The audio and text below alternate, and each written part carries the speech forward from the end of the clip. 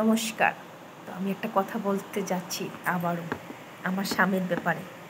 আমার স্বামী, আমি যখন কাজ করি তো সারাদিনে, কিন্তু আমার স্বামী বলবে, যদি পান থেকে চুন খসলেও বলবে কি, ওটা কোথায়, এটা কোথায়, কোথায় আছো, কোথায় রেখেছো, কোথায় দিচ্ছ না কেন, আসছো না কেন, হচ্ছে না কেন, লেট কেন, বাপরে বাপ নানান কথা বলবে। মনে হয় আর বাঁচি না। বলবে আমাকে স্পিড বাড়াও, পাওয়ার বাড়াও। আরে আমি কি গাড়ি যে আমার গাড়ির স্পিড বাড়াবো?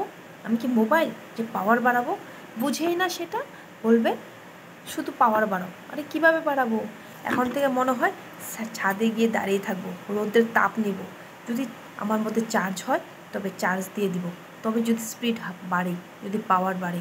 সেসব স্বামীরা বুঝেই না যে আমরা আর মানুষ, আমাদেরও ক্লান্ত লাগে।